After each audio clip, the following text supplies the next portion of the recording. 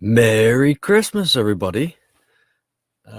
Sorry for the slight delay in getting started. I'm using Firefox, but when you go to Chrome, you can share audio. So I was going to share a audio track from the audio library. I thought it's been a while. And when I went to log in on Chrome, it didn't have my password. So I was like, I've been locked out of my own. I've been gatekeeped out of my own StreamYard, so I've had to go back to Firefox. So no jingle jangle tune to start us off. I'll have to sort of try and sort that out maybe next time. But yeah, Merry Christmas. I wasn't sure what kind of stream to do tonight because I thought I'd do a bit of a chilled, chillaxed, and maybe reminisce on, the stereotypical kind of thing, like a year in review and think about stuff that's been going on, be grateful, la-di-da-di-da, and then moan. So, I don't know, it's been a bit of a mixed bag. I feel like this year has, at least for me, my experience of it is not as fulfilling as I would have liked. So I feel like I've coasted along this year. So I guess my New Year's resolution will be a bit more be a bit more forthright, be a bit more assertive and productive, and try and make a better meal out of it. I can't even remember how the beginning of the year went. Time flies, eh? It was. I'll pick it up from like the summertime because I remember. So here we go. Let's start off with a moan. So I remember as summer was approaching, I was saying to myself, I want this to be a good summer, but it ended up not being a good one. We didn't really go out much. Not much happened. I mean, I remember like fixing the bathtub, fixing some pipes, and doing some work to the car. So I suppose that was kind of pleasing. Merry Christmas, Freebird. Merry Christmas, Silver Bullet. I'll try and do some shout outs today. I know I'm a bit bad when it comes to shout outs, but I'm stuck in my own head all the time. So I'm like, who's here? Who are these people? Yeah, so summer kind of came and went, and I was annoyed about that. And then I was a school governor for a while. So there was a bit of clash going on there. But, to try and think of in a positive or productive kind of light, it was a educational experience. I'm glad I did it.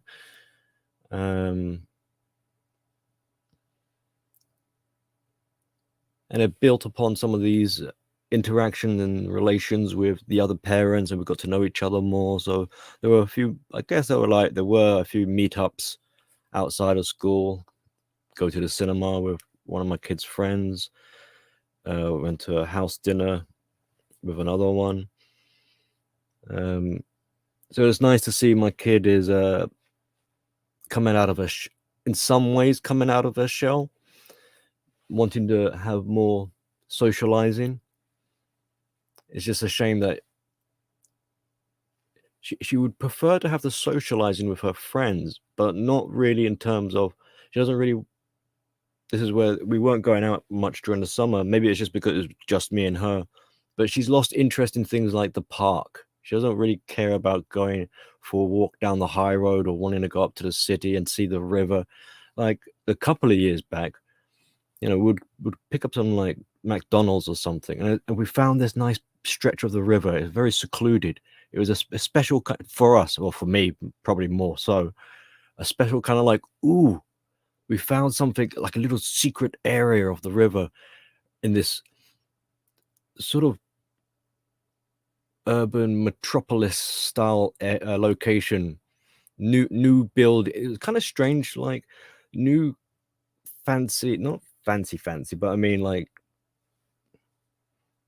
what's a sort of architectural way of describing, not really contemporary, but it had a kind of neotropolis type of feel to it, and a lack of people, which was the sort of weird part.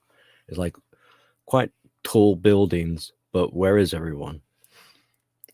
Nice, tidy front, not yards, but like foyers and mood lighting at night, and it'd be pretty pleasant, munching your McDonald's, walking along the river or sitting by the river.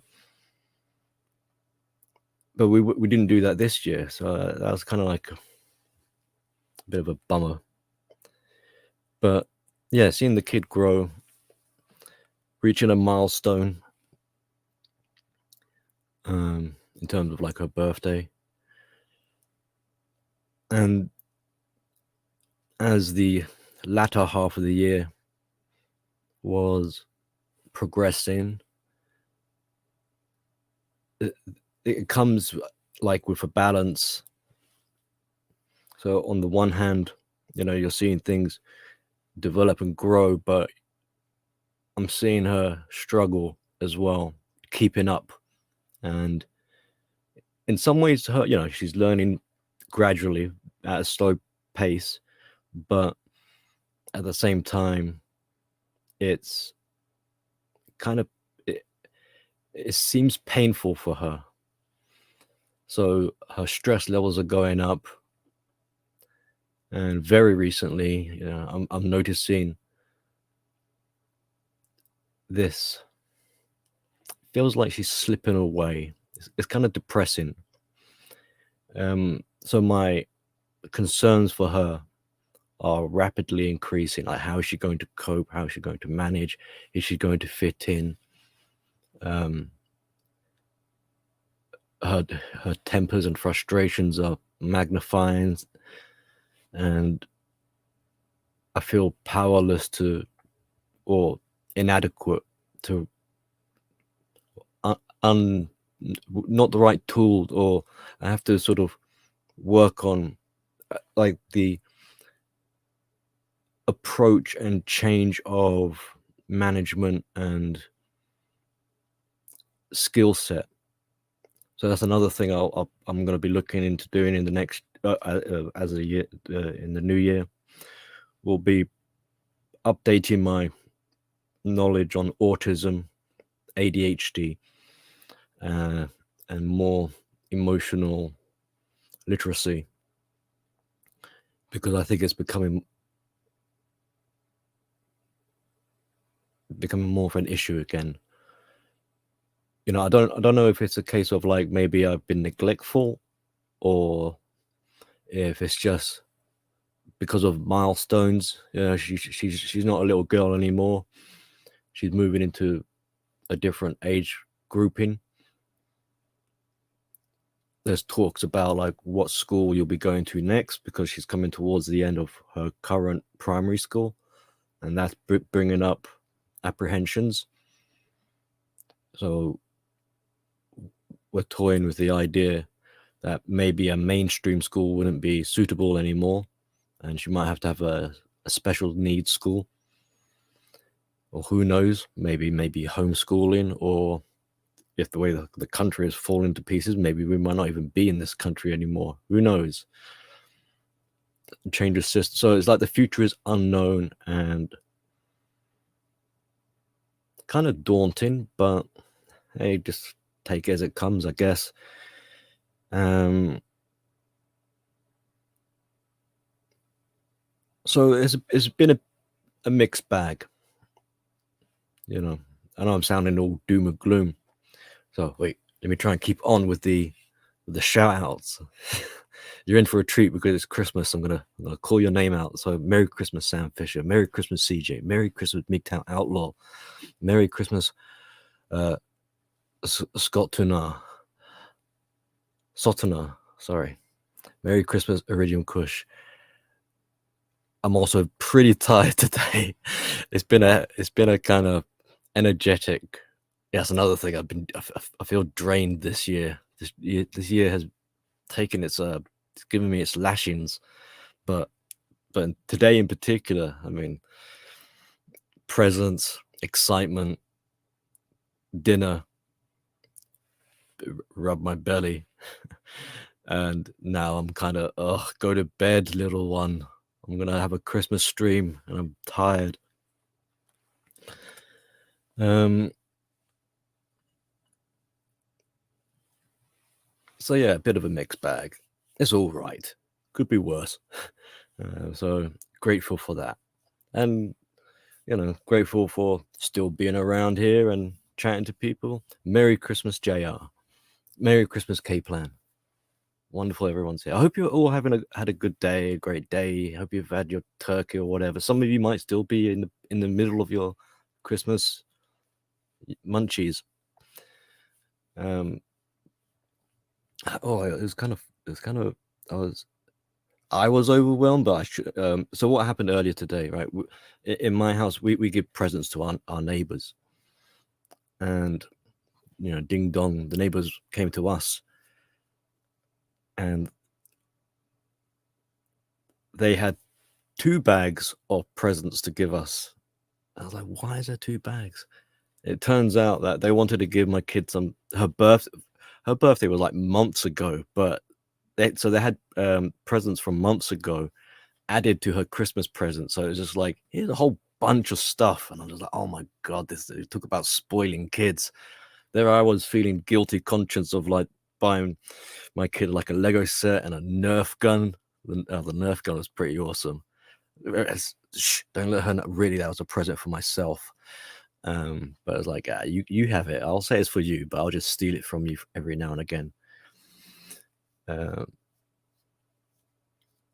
I did some cheeky. It was kind of funny because I was showing. We were working on some, wrapping presents together. Teach her a bit of origami or whatever. Get her used to doing some stuff. And this year managed to get her to actually write out the Christmas cards, which was another pleasing. Last year I had to write out the Christmas cards, and when you got school, I mean, that's a lot of Christmas you're writing to the teachers, to the friends, and who knows what the people at the office, the groundskeeper, everyone's getting a card. But this year I was like, no, you're going to have to write out the cards, and thankfully she did it, and she helped with the presents. But that kind of inspired her because she decided to start wrapping up everything in the house, and making presents for herself, just to sort of add presents underneath the because she's like stereotypical Christmas tree has a lot of presents under there. So, and my house is just me and her. There isn't really much under the tree, so she added some of her own stuff under there. And at one point, it was kind of sweet. She was like, "Dad, why none of the presents got your name on it?" And I was like, "Well, all right, give me a minute." So I had to kind of like wrap myself a present, sign it to myself from Santa or something, and then she came up to me all excited, "Dad, you got a present! Wow, the tree's sprouting out presents." I was like, "Yeah, well, there you go." Who else has? Anyone else come in here? Ian Blaze, Merry Christmas, sir. And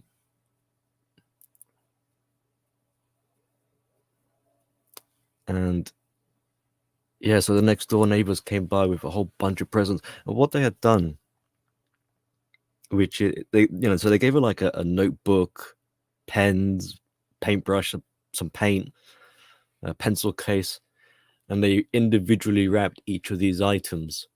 So that's why there was so much gifts. But yeah, she's as kids are, like tearing into the paper and just flying frenzy. So it was a joy to see. And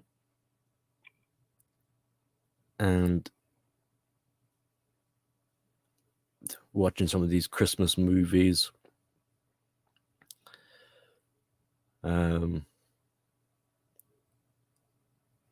and getting the Christmas dinner ready. Now, is this wrong with me? I don't know. Like, hopefully, there's no vegans here, but they might get really upset. But I'm washing the chicken. Right? It's a small chicken.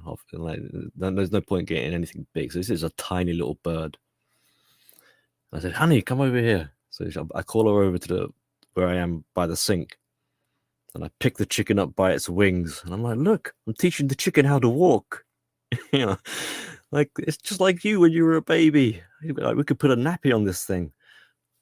And she's not impressed, and there I am just playing with this dead carcass. You're like, "Oh, don't worry, like we're gonna cook it." You know, she's asking, "Where's the head?" Like, it's got no head. But look, there's the butt. And I told her about what Granny said when she tried to teach me many when I was still a youngster. This is her idea of preparing the chicken. I don't do this, but this is what my mother, when she used to make it, she said you break the legs and you shove them up the backside, you know, with the stuffing and some other giblets or whatever. But yeah, so my kid is a fussy eater because autism tends to have fussy eaters. So finally the dinner's ready, and I've got other roast potatoes, roast carrots, Brussels sprouts, broccoli, stuffing. There's gravy, there's Yorkshire puddings, and there's chicken. And she's only really interested in the Yorkshire puddings. Even though she'll eat like McDonald's chips, she's not familiar with roast potatoes. So she's hesitant. But it was very pleasing to see her try the stuffing, to try the roast potatoes, eat some Brussels sprouts and the rest, bits and pieces of the rest of it. She didn't eat much, so there's a lot left over, but still, you know, it's good to see that she was willing to try. And for some reason on TV, the movies that were, or the ones that we kind of like gravitated towards were like, I mean, Titanic. I didn't really think that was a Christmas movie, you know, a ship where there's a disaster and everyone's dying. Okay, Merry Christmas. And closer to sort of not so long ago, just towards bedtime, there was like Forrest Gump. And I've never actually seen the movie Forrest Gump. So I didn't realize there's a war scene. And it's quite a significant part. They're in Vietnam, getting blown up. And I've been joking to my kid, you know, like, maybe I should send you to military camp instead of secondary school. Get some discipline in you. And I'm kind of traumatizing her, I guess, terrifying her. I'm like, well, there you go. Look, Forrest Gump, he's in the military. That could be you. You know, fancy? Do you want to go there? You want to go to war and be a soldier? She's like, no, don't send me there, please, no. And then it ended up becoming this feminist lecture where they're like, this is the problem with feminism. Like this, you want to, like, your school and society is putting forward equality. Well, this is what they're missing. You know, I know these virtue signal. I wasn't really using the word virtue signaling, but the school want to parade around as if everyone is like all the girls are better than boys. There's girl power, Wonder Woman. You know, you want to you not you per se, but I mean like the girls like we can do anything and we can do it better, and it's cosplay. And I said to her, like, it's one thing for Halloween to be dressing up. You know, it's all right if you want to dress up as Wonder Woman and pretend, but the problem is that these people and your school don't understand that pretending is not the same as the real thing. If you want equality, then you're going to have to be willing to go to war, like Forrest Gump over here.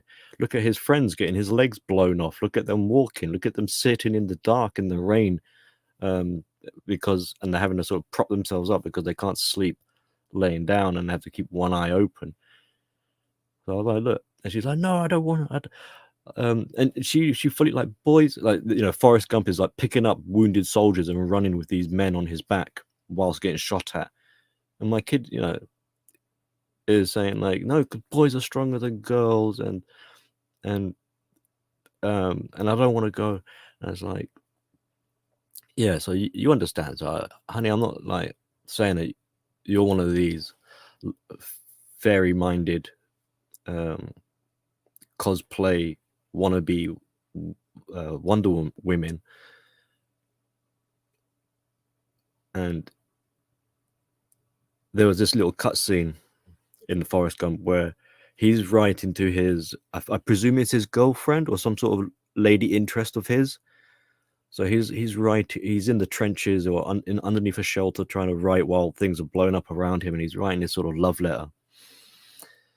And it cuts to this girl he's interested in, and she's kind of like a hippie, frolicking in the grass, la la la, with her hippie friends, getting into a caravan, getting probably, you know, ran through. I'm like, see.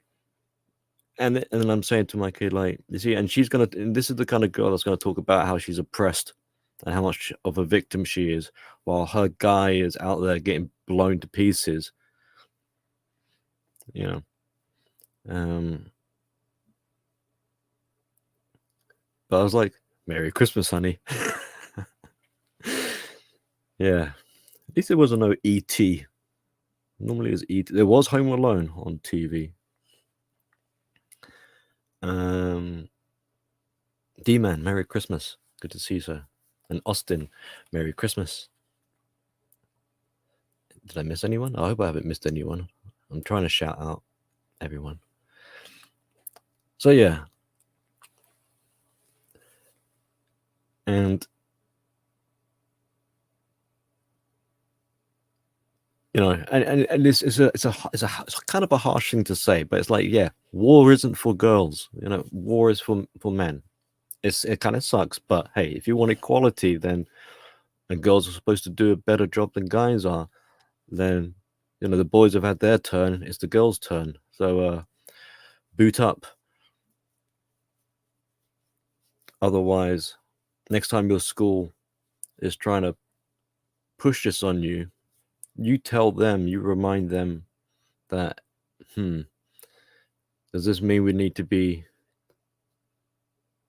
conscripted into the military? And don't glamorize it. Tell them, you know, because maybe I am being a bit of a bastard here, because she's got a very visually imprinted mind. So if she were to say this back to the school, there's a good chance she'll be like, I'm not going to go to war and get my legs blown off. You know, because presumably the school will be like, oh yeah, girls, they join the army. Oh yeah, you get female soldiers. It's like, yeah, you're still like romanticizing it. You know, not saying that there aren't, and you know, there are casualties of war that are female, but they kind of miss out the horrific aspects, I think. Anyway, this isn't supposed to be a gender studies stream. This is supposed to be Christmas. So let me give you guys a little treat. I got a little, there we go. Hey everybody, I got a little schnazzy for Christmas. Let me just have a bit of my coffee. Oh, actually, I got a bottle of wine as well. I was gonna have a drink, but I'm kind of favoring, it's kind of cold, so I'm sort of favoring the coffee more at the moment. But I don't know if you can see, but that's Batman. It's the closest one I've got to a Christmas tie.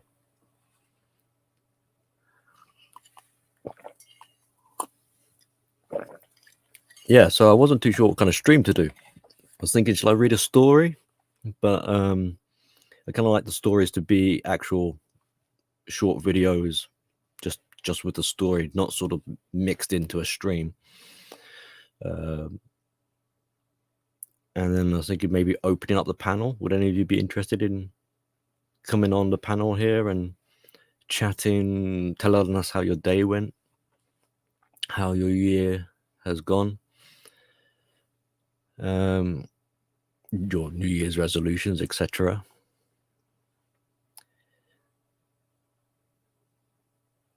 But yeah, it's been a pretty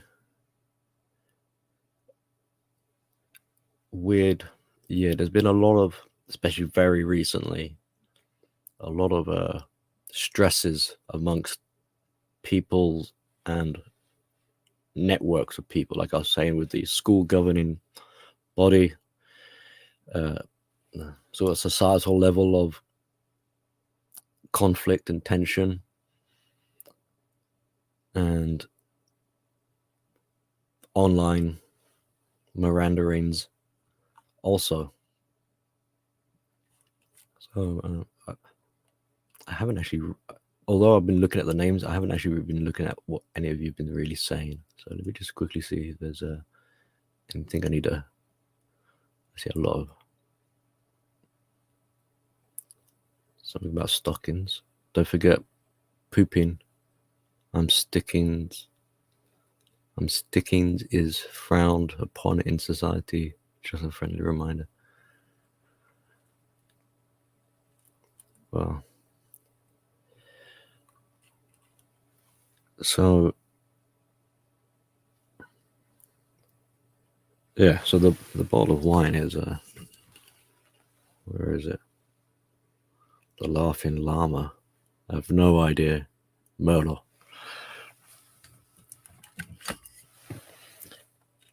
Isn't that miserable? Drinking on my own. Like a real alky. Oh yeah, so look. Some people are still in the process. Yeah. So it's technically Boxing Day now in the UK, 1 a.m. Christmas is now gone for me. It's over.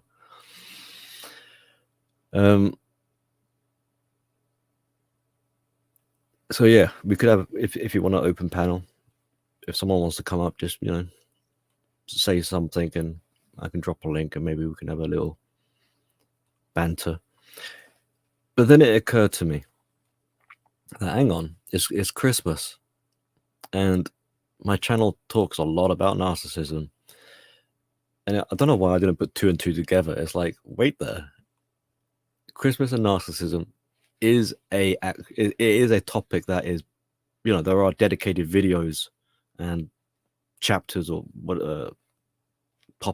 discussions about this. So from being a chilled stream, there is actually some educational value here that we can I would like to go into, because I think it is actually important.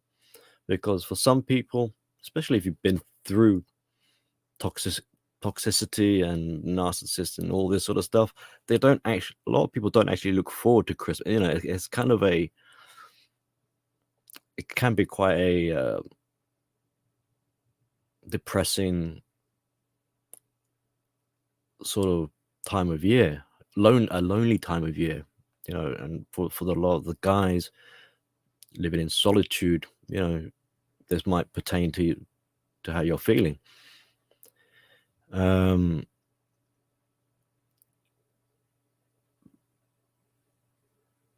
if that's not the case, let's say you do have a large, well, not necessarily a large, but like you have a family or relations with narcissists, then it will hamper, most likely,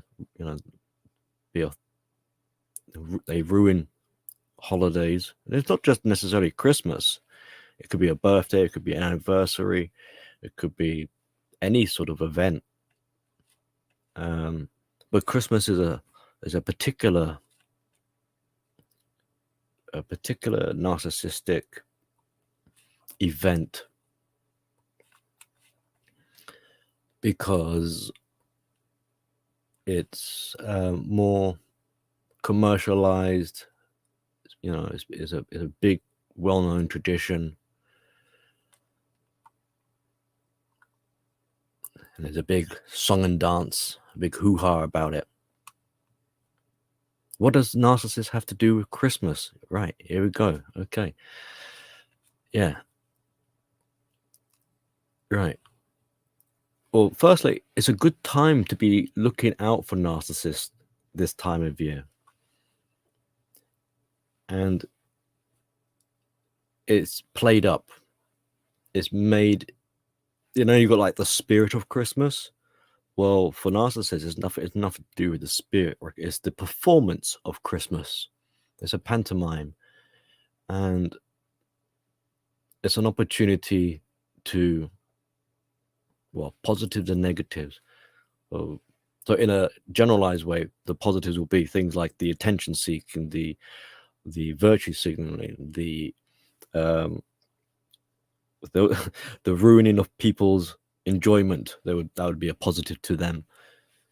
But the negatives of the Christmas is it brings out their inner control needs and makes them feel their resentment comes to the surface. Like, think of the Grinch. The Grinch is a narcissist. So generally speaking, narcissists hate Christmas.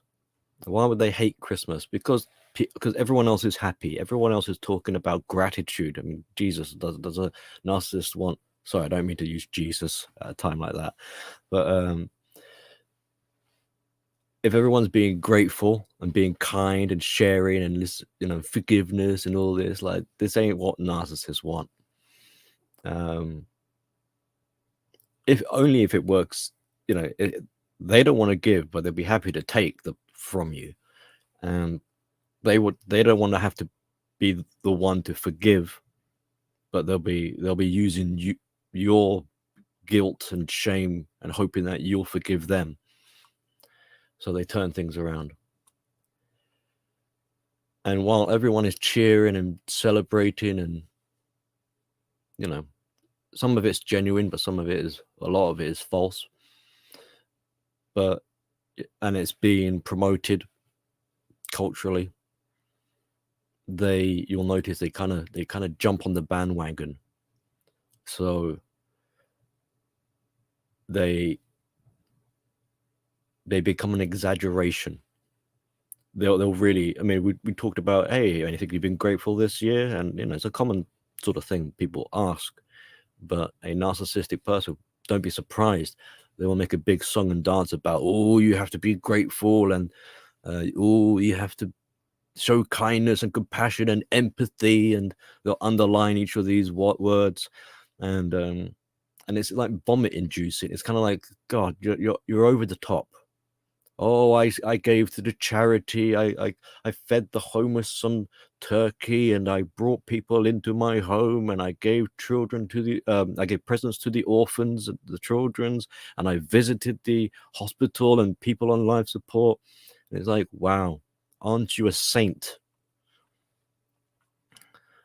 So you can see how they capitalize out of it, but really behind all of this kindness is rage and spiteful bitterness, because afterwards they'll be angry that how dare, like, I got no thanks for being so generous. Like, no one gave me a pat on the back for helping all those poor kids and, you know, one-eyed donkeys or whatever. So there's an expectation, and it's like, hang on, if Christmas is supposed to be giving, why are there strings attached? So some of the things you might see as well is that kind of ties into like a competitive element. It's like, how can I be the biggest angel out there? So very competitive. They might do things like buy. Very, I'm going to buy love. I'm going to buy Christmas itself. I'm going to buy everyone's happiness. So a lot of splashing out, splurging on the money. And then afterwards, obviously, they'll moan about how much they've had to spend. Now, Christmas is also a good time for the Christmas Hoover. So hoovering in general, hopefully you know what hoovering is, but hoovering, some people see in many forms at Christmas. In fact, I got hoovered today by the ex's mother. Oh, just sending you hope you and the daughter are having a Merry Christmas. Why is she doing that? I haven't seen this person in 5 years. And we're supposed to be no contact, supposed to be gatekept. There's supposed to be boundaries, and this person is messaging me. What is she hoping for? Well, she's fishing. She's seeing if I'll take the bait. She's trying to play on my guilt and sympathies, hoping like I'll forgive. This is the season for forgiveness and be kind. So, am I supposed to reply? And if I don't, do I feel bad about it, kind of thing? Well, I'm supposed to punish myself. Oh, Billy, you cold-hearted SOB, that you're so stuck up that you can't reply back and just say Merry Christmas. And it's like, no, because that's taking the bait. No contact means no contact. It's to even receive an email is a breach of no contact. And for those of you who are going your own way, you can think of this as a breach of going your own way. Use that word in your vocabulary, breach. So slap on the wrist if you're trying to hoover or do something like that. Go against your gatekeeping. You're in breach of your own gatekeeping, which basically means you're becoming a bit of a hypocrite or you have double standards. Anyway, back to the Christmas thing with the narcissists. So they'll ruin Christmas. They'll make it a drama. And Christmas is a time. So this means if they're going to be ruining things, this means to them, they don't think of it as ruining. They don't sit there and go, oh yeah, I'm just going to ruin things for fun. No, they're thinking, this is out of my control. So I need to have control over Christmas. So due to the lack of feeling control, they become very controlling. You might see this in the form of, especially if there's like parties, they're buzzing around. Oh, have you got enough drink? Oh, do you need another another serving? Oh, do you have enough gravy? Oh, they make a big fuss. And also when it comes to maybe like tidying up after the party, oh, we've got to make sure, it's just a big kind of like, Jesus, can you just relax and stop being so wound up? But this control, and especially if it gets to the point where, not if, but really when, it starts to aggravate other people, so it ruins they can't have fun. It's like, if I can't have fun, you can't have fun. Because you can't have fun, that makes me feel better. That's to me makes me feel like, well, then I feel like I'm having fun now because I feel like I have power and control by ruining Christmas for you. And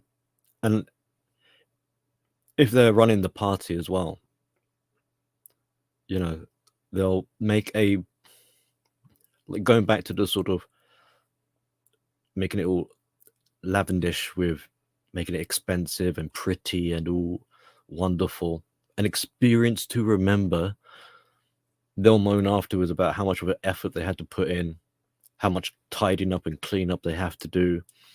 So it's kind of like, I thought you wanted everyone to be happy. Why are you complaining so much? All right, let's move on.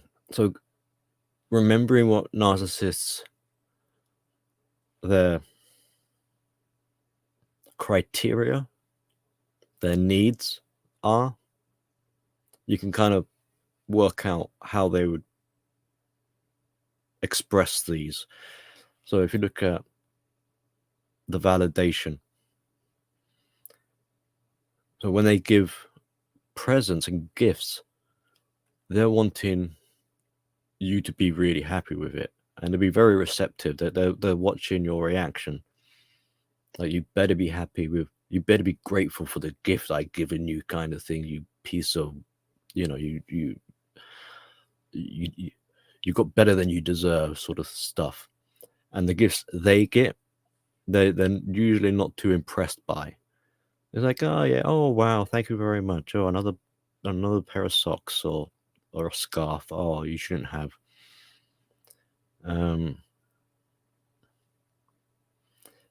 And it will irk them to see other people getting gifts, because it's like, why is it everyone else is getting gifts? Only I should be. You should be. It's supposed to be my day. It's only I should get gifts. I don't care about other people having gifts, and in fact, it kind of annoys me, especially if it's something that I'm envious of. So that there's this envy component and this lack of empathy, because they can't be happy for other people.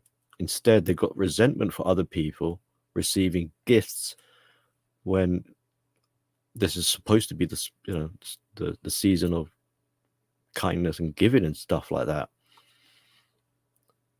So that also ties in with that kind of selfish, centralized, self-absorbed. They can't see the event or the season for what it is. It's a very self-indulged, what's that? One of the deadly sins, the gluttony type of things. Very hedonistic as well. And so they're competing, like with the kids. Obviously the kids are going to get presents, and they're going to compete and be angry with them.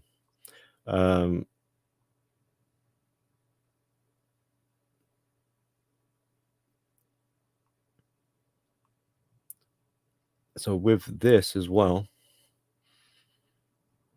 back to the validation. To get the validation, it requires the attention. So there's a good chance you're going to see them prancing around in the spotlight. It kind of goes with that buzzing around and center of attention, like the histrionic aspect. Like, they are the party.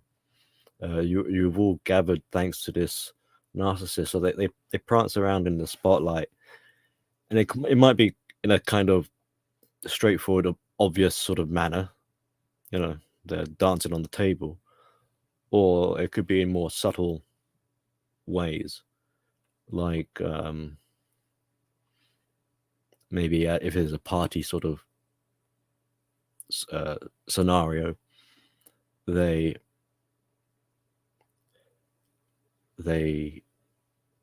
maneuver around person to person until they become like a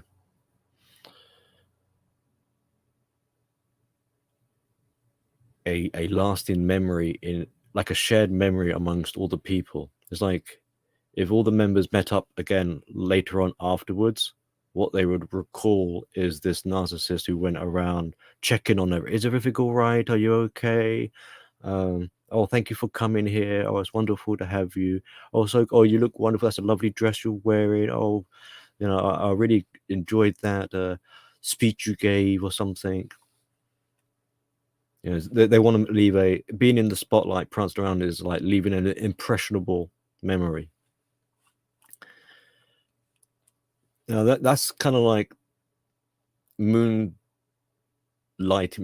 dancing in the moonlight in a positive sort of way. This is why it's like, you might not suspect, it's like, how is it this evil person? Why can you talk so nasty about this person who's been like an angel? Like, this is what we'd call an angel with a dirty face. It's a front. It's a mask. They're not really an angel. They're really very resentful. If they get drunk, it will probably show a lot clearer. So supply is supply. It doesn't matter if it's positive or negative. And it's probably going to be a mixture of the two. So on the one hand, they'll try and act like an angel, but if they're getting drunk, don't be surprised they become a pain in the backside. And this is where it gets a bit nasty, because what might tend to happen if they're like a family member is people start to excuse these behaviors and be like, that's just your uncle so and so. They're always like this at Christmas. They're always getting drunk, so just excuse it. And it's like, and by doing that, you're now made to feel like a Scrooge or a party pooper, or made to feel guilt. Like you feel wrong for getting upset that someone is acting like an idiot. You know. And what's a sort of common feature, especially like in larger family gatherings or such, if there's one narcissist, there's probably a few of them, which means they're all kind of fighting for the spotlight and they're all acting up and being a bit weird with one another. So it can get kind of, well, it could be interesting if you're into sort of understanding these things, but it can be quite a disorientating or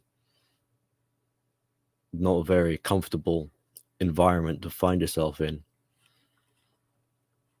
And then speaking of the drinking, if drinks are going around, if you're drinking or other people have been drinking, they're going to be taken advantage of, which starts to drinking will help break down your boundaries. It's like the truth, what is it called, like truth serum. So that'll be a good time, especially like if it's later on in the party. The meal's been had. Now it's the sort of the what would you call that? The sort of over the hill moment of the party where people are like, they're letting loose a little bit. That's a good time for narcissists to start the gossiping and probing around, maybe like whispering in people's ears, gather intelligence, find out, here's some of the rumors. Oh yeah, talk about the kids and work out some things. So that's quite a insidious type of stage of an evening. And something you could, if you find this happening, something you could ask yourself is what is the angle? What is it they're up to? And what is it they want? Why are they, are they trying to stir trouble? Are they looking for things to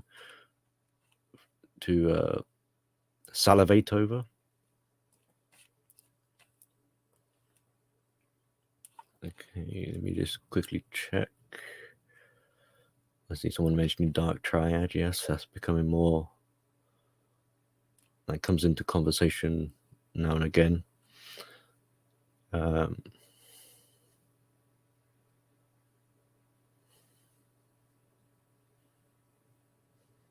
Okay, yeah. So let me put this up here. My boss at a yoga retreat center was definitely a narcissist. She found the perfect niche to get her narcissistic feed. Yeah, every corner, and this is another reason why I discuss and relate narcissism to pretty much everything, is because you will find it in everything. It's in every fiber, because it's a personality disorder. That means it's in every cell of the body. So if there are things that have not been touched by narcissism, then narcissism will go out of its way to go and touch it. So there is no safe space. There is no virgin soil. If there were, that fact would draw the narcissist to it, because that which is not within control is a threat. So it becomes a prerogative for the narcissist to be like, well, you're telling me there's no manipulators in a yoga retreat? Well, then I'm going there to take advantage, because there won't be any other competition. You see? So a yoga retreat, becomes a prime target because for the time being, no one else has infiltrated. So any newly sprouted up group instantly becomes a target of exploitation. There's things that have been established and have been drained of their fuel and supply. It's too much work. There's too many other narcissists already embedded in there. So that's not to say that narcissists won't go there. They will still, but you know, don't think just because the bakery down the road sells nice donuts that a narcissist wouldn't somehow think, how can they exploit and capitalize and turn that into an arena where they can extract some sugary fuel from. Yeah, so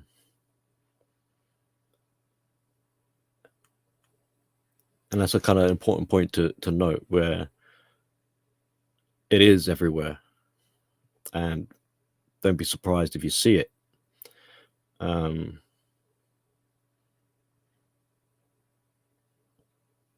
You know, and it could be in the most, you would think it in the most unsuspecting of places, like a children's hospital. Oh, surely not. Oh, you bet your dollar it would be.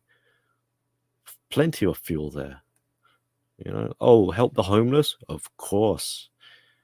It's the communal narcissist, the charitable narcissist, the I'm butter that melts in your mouth type of narcissist.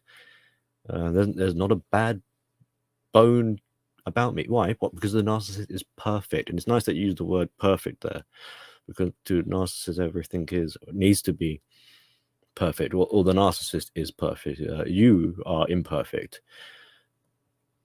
I see GM. Happy Merry Christmas, GM. Everyone getting a shout out, GM, today, because it's Christmas. Well, going back to why narcissists and Christmas time is a particular event in the year of a narcissist. Obviously, if you've got parties and gatherings, that's a lot of people coming together. So again, another opportunity for indulging on sucking the festive spirit supply out of everyone. And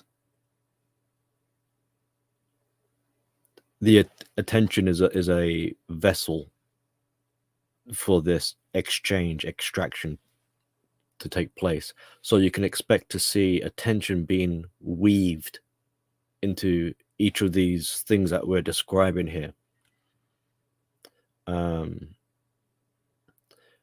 It might appear as them being brash, being a bit pompous, being a bit egotistical, being a bit grandiose, being, you know, like the, especially if they're a woman, maybe the sort of the Christmas kind of sluttiness looking type of gal. You could say even dressing up a little bit like this, to get a bit of like, "Ooh, look at me" sort of thing. And then on the flip side of the bombastic, you might find some narcissists are doing a bit of the pity play, looking for a bit of sympathy. So you need to go back to that.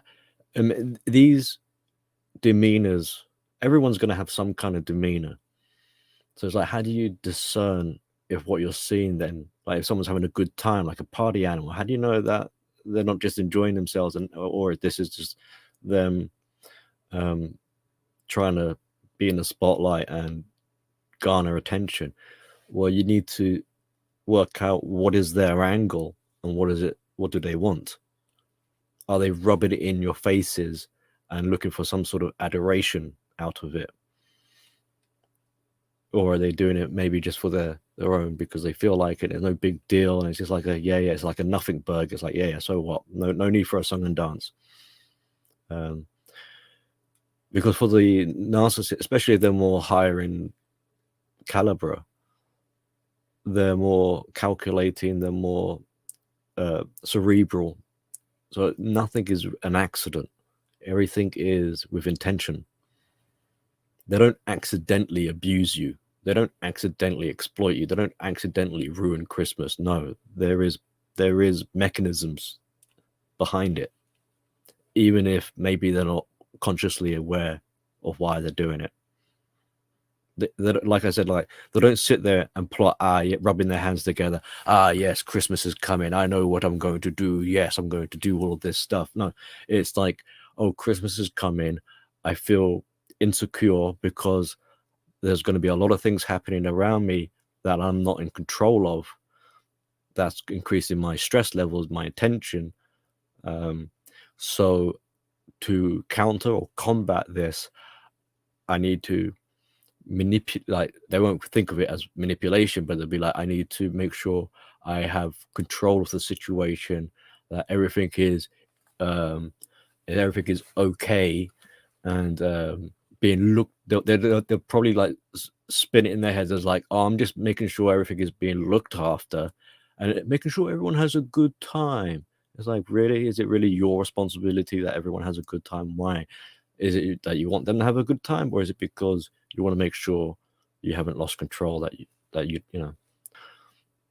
There's this translation which is related to perspective and interpretation.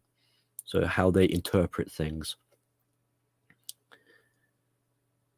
And that's something you might pick up like on a feeling level, where there's like this tension in the atmosphere, especially if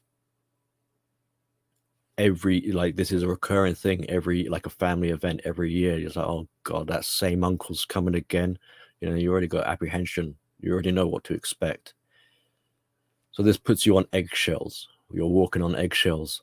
That's a bit of a red flag. Like, you might not think of it as especially if you don't have this sort of information. You might just be like, roll your eyes. I know what to expect. Yeah. And to some degree, just sort of palm it off or excuse it as a expectation, not realizing or appreciating that actually you shouldn't be feeling this is supposed to be, you're supposed to be able to relax. You're supposed to be able to be in the presence and company of other people and celebrate. So if you're sensing this nervousness that's causing you to walk on eggshells, that you have to be careful what you say, and you have to cater to people's feelings, and you're becoming more hypersensitive as a result, then these are signals to you. And what will tend to probably happen if you're a person like this is, because of all these worries and concerns, you will dial down. You won't allow yourself to have any fun or have a good time, because you would probably have noticed that if you were to have fun, that's frowned upon, and you're punished in some way for having fun. So you've kind of trained yourself to become a caretaker of other people's emotions. You become responsible for other people, or the narcissist. And the way you do this is you dial yourself down. You prevent yourself from letting loose and having fun and being your natural self. You make yourself small just so that you can make other people happy. And probably the way you'll rationalize this is, well, as long as they're happy, then and Christmas is saved and isn't ruined, like every time, every year, not noticing that, hang on, this is a recurring pattern. But as long as, okay, we don't ruin it for all intents and purposes, that will count as a success. That will be a good Christmas in our definition. And therefore, I can stop feeling glum about it and be happy, and then you'll probably give yourself a bit of a kick up. You'll be mean to yourself for even thinking in such ways, not realizing that, hang on, this is backwards. So what else might you notice with narcissists at Christmas? Well, obviously Christmas is a it's for everyone, but obviously the kids enjoy it particularly. And in a simple way, you can expect the narcissist to be like, F those kids. They're envious of the kids. I wish I was a kid. I wish I was getting spoiled. And if they've been drinking again, or they don't necessarily have to be drinking, but you might start seeing some kind of creepy stuff. Oh, especially like they're commenting with the other grown-ups in the room. Oh, your daughter's getting bigger now. Oh, she's oh, they're looking pretty, like kind of like creepy language, creepy stares or looks. Oh, come sit on my knee, little girl, kind of thing. It's like, hang on, you ain't Santa.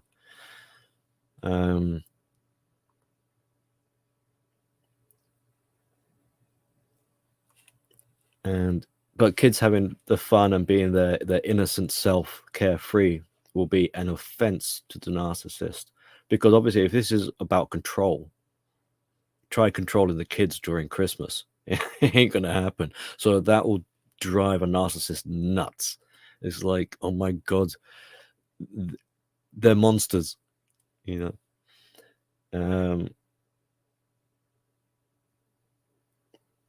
else do you get at Christmas? The songs and Christmas stories, fables, and the Christmas movies, stuff like that. These things would also trigger and irritate the narcissist, especially if they were like looking into the lyrics of the songs or looking into the meaning of the story. Which, like another movie, like, I know the character the Grinch, but I've never actually seen. There's several movies of it, several stories of it, but I got the general gist. Saw there was I don't know if it was Disney or Pixar, but there was some sort of animated one, and it's kind of new to my kid, so I'm trying to explain to my kid that the Grinch is someone who doesn't enjoy Christmas, but towards the end sees the light or whatever, and makes amends and is actually a nice guy. But knowing what you know about narcissists, watching the Grinch, that's a little bit like mirroring. So they're going to be kind of like, damn it, that's me.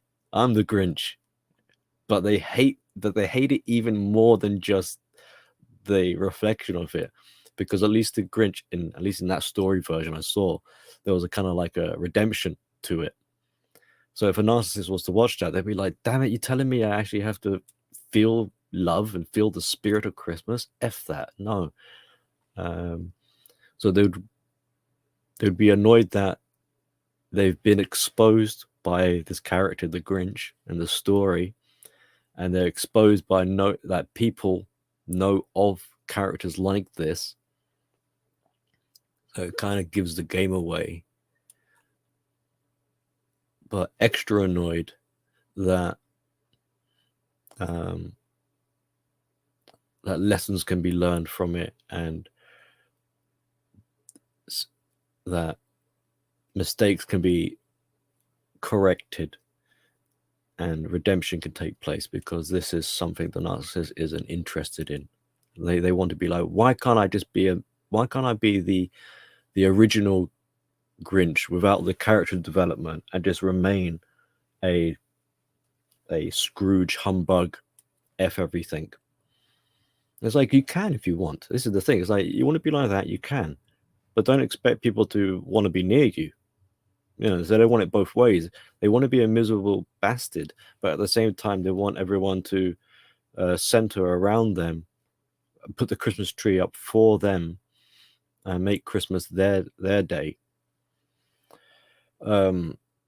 Speaking of Christmas tree, so all those decorations, the tinsels, the lights, the snowman, the snowflakes, Santa himself, all this imagery, this is an offense, because where are people's attention drawn? It's not to the narcissist, it's going to all these tinsel and decorations, and oh wow, look at the tree. So the narcissist becomes jealous and envious of inanimate objects. It's like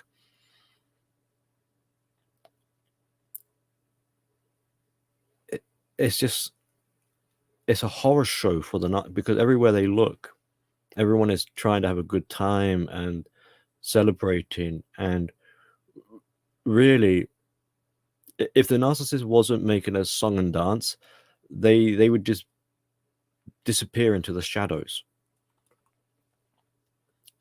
So as much as they hate people, they have to kind of step forward in order to not feel alone and stuck with their insecurities. So some additional signs because some of this stuff might be hard to spot without the context and understanding, at which point refer to yourself for some intuition to guide you. Because if you're feeling stressed at this time of year, if you're feeling anxiety, apprehension for what's to come, there is reasons behind this. If you're finding yourself becoming hypersensitive or alert and you can't relax, you're becoming vigilant, you want to make sure everything's being taken care of. It's like, why?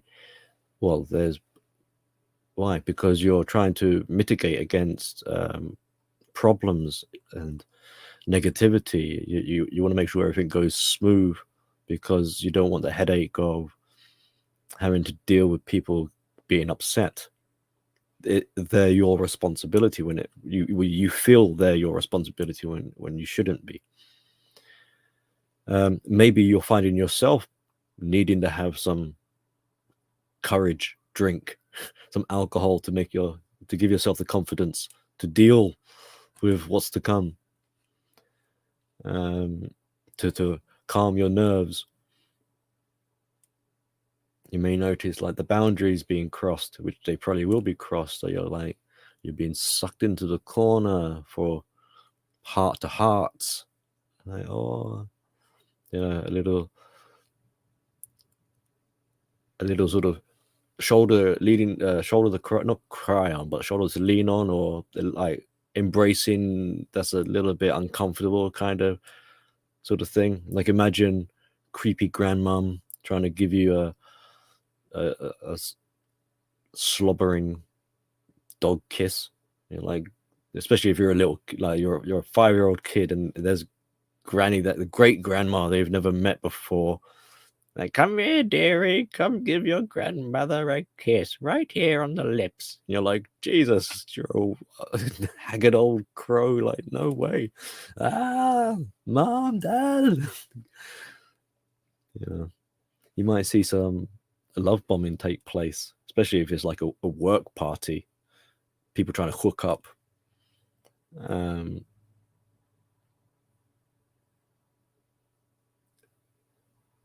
And overall, people not being their authentic self or natural self. They're playing roles. They're acting up. It's very performative. Kind of like they'll call it tradition. They might try and say, "Hey, this is conservatism" or something like that. But maybe there is some of this going on. But it's been they've used those labels to mask the performative. They'll say, "Oh, just formality, just tradition. This is what it's just what we do." But it's not being who you really are. And you might also find yourself be like watching the clock. Like, when is this over? When can we go home? Like, and once you go home, you're relieved it's over. I mean, that's a big sign. It's like, thank God it's over. Thank God we got out of there alive. Time to go home. And then it'll probably be lingering. You're worried about how this is going to somehow be used against you later on. Like, I hope I don't have to meet them again until next year, or I hope I wasn't acting like a fool, or I hope I did all right. It's like, why are you thinking, what do you mean you did all right? I hope I didn't make a boob of myself. It's like, well, so what if you did, kind of thing? Why is it such a concern? Because why? Because how you're perceived by others is more important than you just having a good time. And it's not that necessarily like how you're perceived in terms of being accepted. I mean, that can play a part. You want to feel accepted because you want the narcissist to accept you, and you don't want to be rejected and shamed by the narcissist. But the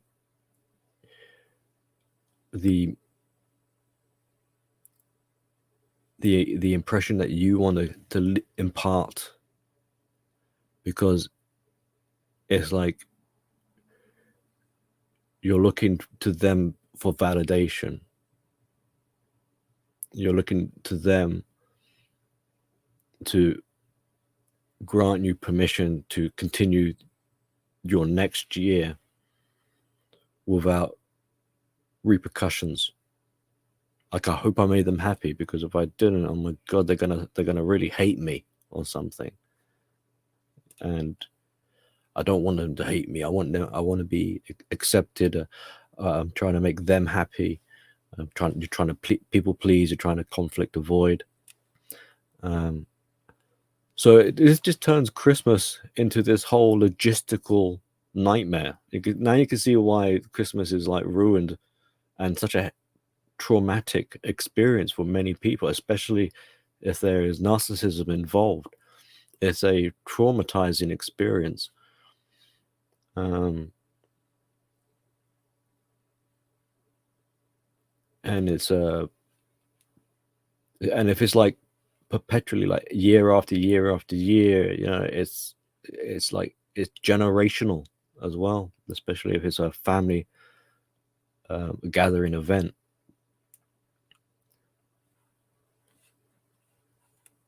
But yeah, so those are some ideas anyway, and some thoughts that are around the subject. But in particular, with people being alone, isolated, and feeling possibly a little low in their moods, it's important for me to put forward this caution of watch out for these hoovers. And it could be not necessarily from a particular individual, but organizations or the media. They can sort of press on your emotional vulnerabilities at times like these.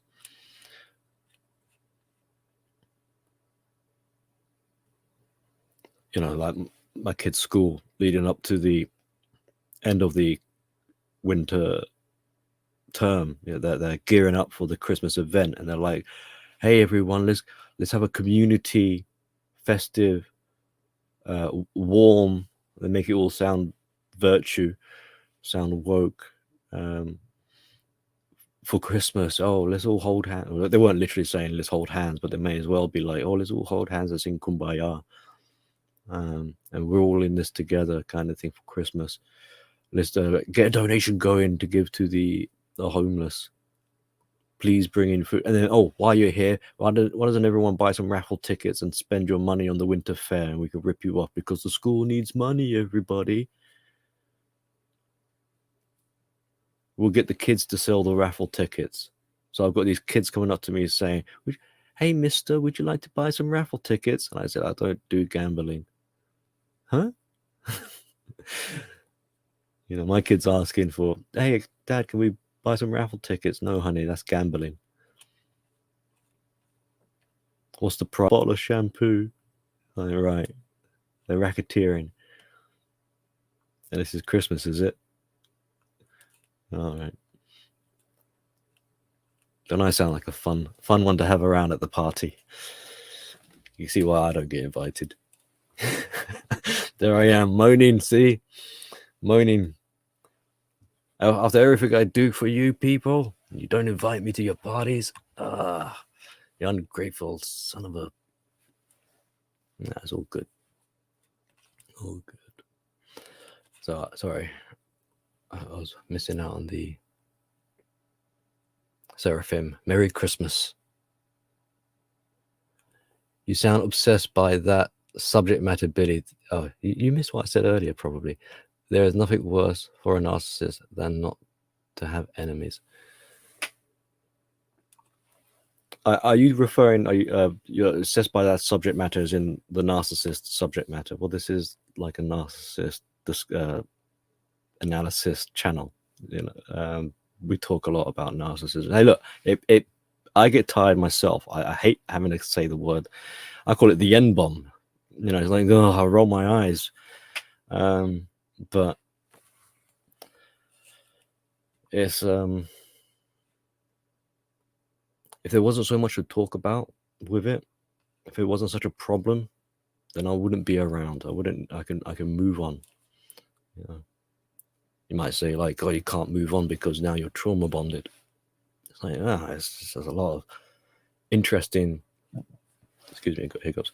Interesting,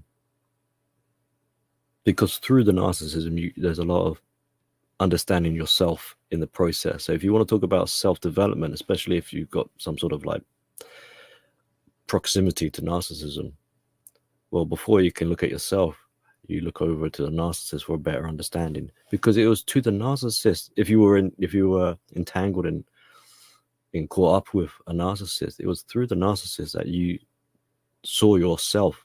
You ejected who you are. You pasted it onto the narcissist, and it was your reflection you fell in love with. So you've had a schism take place. You think that narcissism is your self-esteem, but really they've just held up a mirror and showed you parts of you that you didn't know were there. You didn't think this was you. You thought this was the love of your life. Why is it you think they're the love of your life? Who could be the possibility the love of your life? Well, it's the love that you should be having for yourself. That is the love of your life. It's you. You've attributed it to the narcissist.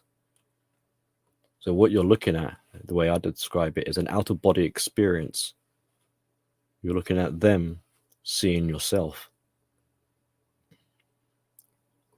So if you have a poor self-esteem, poor self-identity, you don't understand who am I and all this sort of stuff.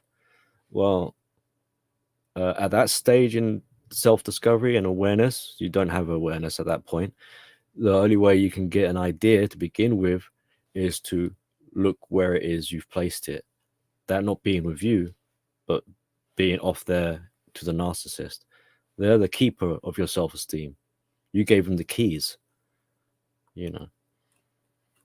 So if you want an idea of who you are, if you've been in a relationship with a narcissist, go look at the narcissist, because they're pretending to be you. When you say to the narcissist, oh, that narcissist is the way they smile, it melts my heart. You know, really, they're mimic. They stole that from you. That's your smile. It was your smile that melts people's hearts. You know, oh, that narcissist says some really nice things. Do you think that really came from the narcissist? No, they stole that from someone, either you or someone else. But for people like that, they don't recognize, for the victims, they don't recognize that's what's taken place. They think the narcissist is original. But no, they acquire trait acquisition. They steal it from people. So I don't know if that answers your question, like why you're so obsessed with it. Because as much as we talk about narcissism here, really this is the precursor for what the true motivation behind this channel is self-discovery, for self-awareness, for like self-identity. But you can't really get there until you because we like to think, or a lot of victims like to think, oh, I know who I am, you don't know me, I know me, kind of thing. It's like, how true is this sort of statement? you know, because in some ways, because of this lack of self-awareness, narcissistic people see this in you as a vulnerability. They see that you've got a narrow perspective, that you can't discern reality properly. You tell yourself these coping lullabies to make yourself feel better, to compensate, which makes you open and vulnerable. And the narcissist comes along and taps in and sees, oh, I see you have a bit of damaged self-esteem. Okay, let me take that, present it back to you. Let me take your heart, put it in my hand and wave it in front of you, and I will say it's mine, and you'll fall in love with it, and I've got you. Oh, they're so compassionate, they're so loving, they've got such a big heart. It's like, yes, it's your heart.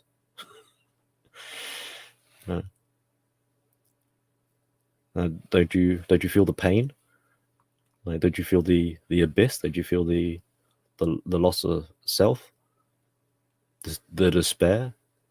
Don't you feel the hurt? You know, and you can't quite work it out why. It's deliberately obscured so that you don't see. So yeah, there is reasons we don't on this channel with my work that I'm contributing to like the community or whatever, the people listening. We're not just looking at narcissism for the sake of narcissism, oh la di da, you know, fun and games. No, I mean, what's the point? It's supposed to go no contact. It's supposed to get to a point where this knowledge that I'm imparting onto you, once you've archived it, do not be opening that chest of drawers again. You'll get to a point where you'll be like, whew, I know enough. I don't need to be recalling these lessons. I don't need to revise in it. It's there in case of emergencies, in case I need to go back, but put it behind you. You move on to the next stage, which is to deal with yourself. I'm hoping this is making sense. This is how I see the way to recovery. Is do your deep dives. Take as many red pills as you need to. Research heavily. Yeah. Become exhausted by it. That's another reason why I harp on about narcissism, is so that you get to a point where you'll be so sick to death of hearing about it, you'll be like, right, okay, great. I don't want to hear anymore. I don't want to see another narcissist. Get that out of my, boom. Because until you get to that point of exhaustion, you will start to breach your own no contact in the form of reminiscing, of thinking about your ex-partner, missing your ex-partner. I'm at a state, it doesn't occur to me. It's like, oh, how many years have gone by? I've lost count. I've stopped counting the days. I don't dream about them. I don't think about them. I don't get emotionally invested if ever they're brought up, because like, it's to the point, I don't even know if my ex is a narcissist. I don't care to know. That's what I'm saying. Baron, Merry Christmas, Baron. It's been a long time. I haven't seen you. I hope you're doing well. Bolo, Merry Christmas to you as well, sir. Good to see you, everyone here. And damn it, I feel guilty for taking you away on Christmas Day. You should be with your family and doing your own thing. But at the same time, hey, it's up to you. Maybe you just need someone to jabber in your ear while you're poking the Christmas turkey and preparing your roast potatoes. But yeah, so this is the reasons why I talk about narcissism, so that you get to a point where you don't need it, you don't care for it, and you're exhausted by it. But you're not ignorant of it. You know of it. You understand it, and you can then detach. You don't at that point you don't need it anymore. And it was not so long ago, I was moving into a direction of the inner work. What I had, as it was called, the Deconstruct series, which wasn't really, it was talking about Nazi, but it was focusing more about trauma and your perception, and stop lying to yourself. These delusions. See, a lot of people be like, I ain't delusional. You're emotionally thinking. Emotionally thinking makes you delusional. It's all right. It doesn't mean your quacker's balmy and you're seeing flying unicorns in the sky, but you've got a distorted sense of reality. You're not seeing things realistically. So this is a delusion. It's a belief, a false belief. You believe things that aren't true. That's delusion. Doesn't mean you need to be put in an insane asylum. So it's all right. You don't have to fight me over it. It's okay. We all have delusion. It's actually kind of normal. There's a healthy aspect where, because if you were to say you were 100% realistic, you saw reality, boom, as objective fact, that in itself would make you insane. You wouldn't be able to cope with it. So you do need delusion. You do need a break from reality. This is how you enjoy movies. This is how you enjoy music. This is how you let your imagination and be creative. If you weren't allowed to, if you didn't give yourself permission to have a little bit of delusion, forget it. You won't have any imagination or creativity. It'd be hard for you to have inspiration. You wouldn't be able to think of the abstract. You wouldn't be able to relate. So life is about balance. It's about walking a fine line. It's kind of, madness and greatness and insanity, very close.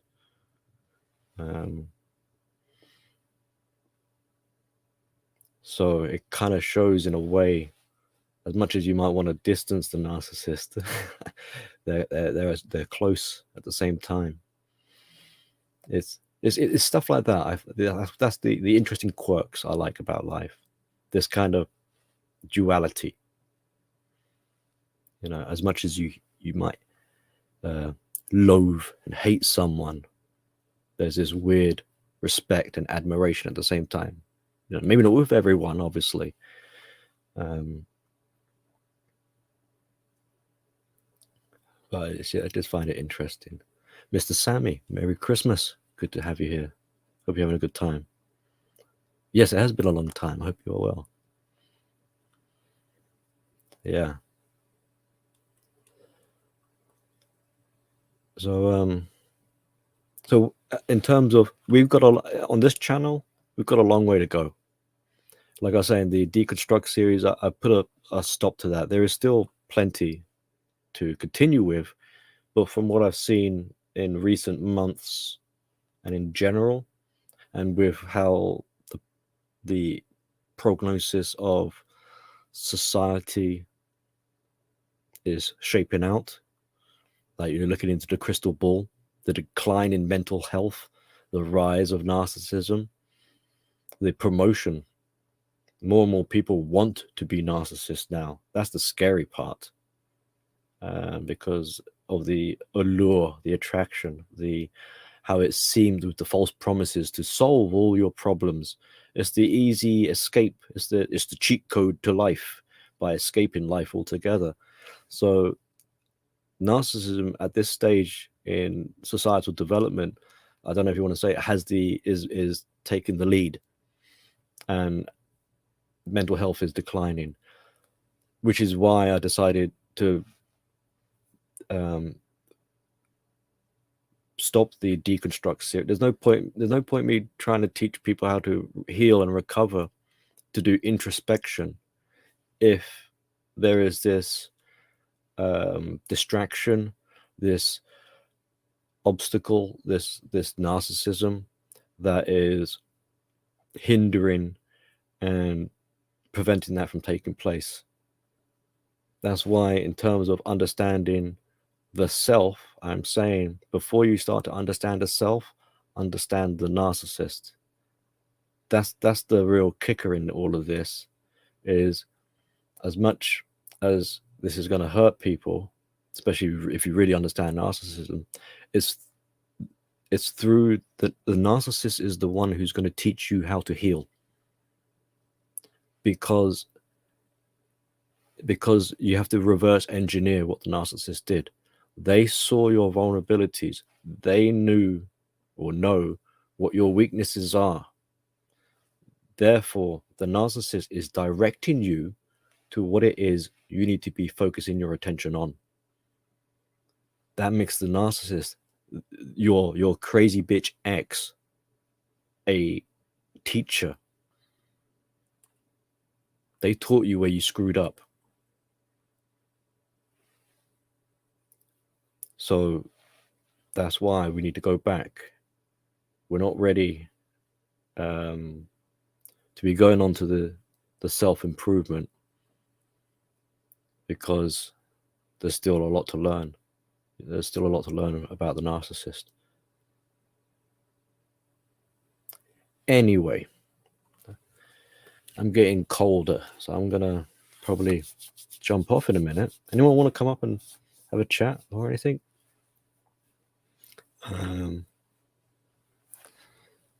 Otherwise, I'll give it a couple of minutes, and then otherwise I'll be on my way.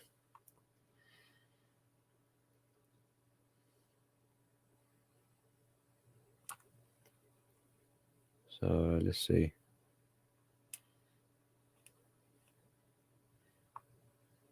Yeah. I know it and encounter it in every angle of my life. Yeah. It's a harsh one sometimes. That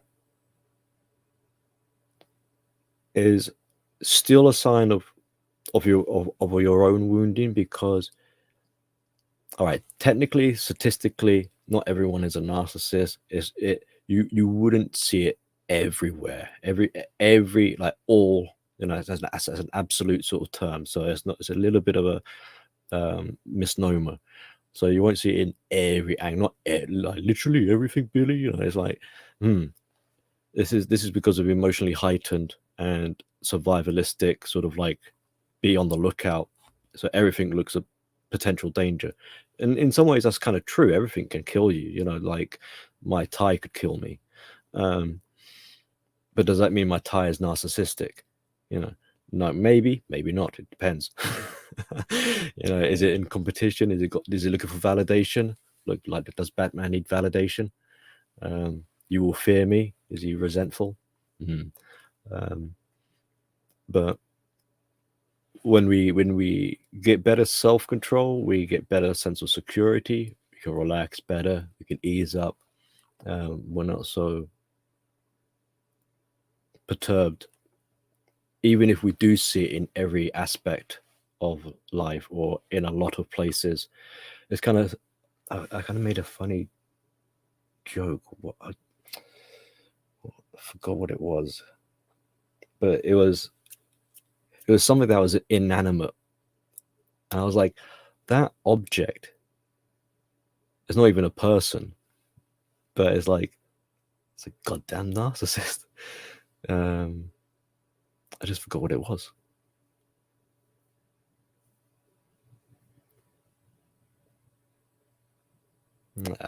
I'll probably make the joke at another stage. What does Mr. Sammy say here? I'm baking a 17-pound stuffed turkey right now. Bam. Yeah. Oh, okay. Wait. So this is right. So we got long time no see. Yeah, I'm coming up to 4 years post. I'm feeling a lot better now, and that's it. Time's a great healer, and helps give you perspective. It helps to lower your emotional cognition, because when you're able to do that, now you can engage more critical thinking. Because to use your mind analytically requires time and energy. It's effort. To contemplate on life, to self-reflect, it's effort. But emotion, instinctual, is shortcutting. It's easy. It's autonomous. It's automatic. It does it without you having to do much or even be aware of it taking place. It's very, I already said instant, I think. So if you're in a survivalistic, emotionally elevated status, like if you're in a position where your emotions are escalating, you won't recognize it because your conscious awareness is shutting down. You're becoming autopilot. And so this is why it's like I'm not shouting. How dare you? It's like, why is it they don't realize they're shouting? It's because they're not thinking. They have lost awareness and they have lost perspective. They are caught in their emotions, and their emotions are saying, right here, right now, this is what we're going to do. The emotions override and say, no, you're not going to have awareness. So that's why they'll shout out, I ain't shouting, I'm not angry. They can't see themselves. When they calm down, what do they say then? They say, oh yeah, I lost my cool. Right. Your emotions have calmed down. You're now processing. You're now thinking. You're now conscious. You're now aware. So yes, in 4 years' time, you're feeling a lot better now. Good, wonderful. That's a good sign. That means your emotions are being regulated. They're not as elevated. They're not in the heat of the moment, and so you will make better decisions. Because another thing, when your emotions are running away with you, and you're in this fight or flight mode, usually quite aggressive, fighting is a good response to danger. There is reasons for being angry and to have rage and to fight, but unfortunately, you can't make the best or wisest of decisions because you're working on instincts. It's like if you see a lion and it's about to bite you, your instincts tell you to run. It doesn't say to you, stop and have a think. So you start to run, and you'll just run for your life. But you won't even know which way you're going. You won't know if you're running off a cliff or if you're running into another danger. You're just running. So if you want to say to someone, you need to make better decisions in life, before you can make better decisions in life, you need to reduce their emotional thinking, to allow them to have the luxury to be able to contemplate, to deliberate and think of better choices. And with practice, Mr. Sammy, you'll probably find as the years go by, it gets better and better because you'll have that awareness. And hopefully, you know, with what I've said, if you didn't already know, that it helps to explain why that takes place.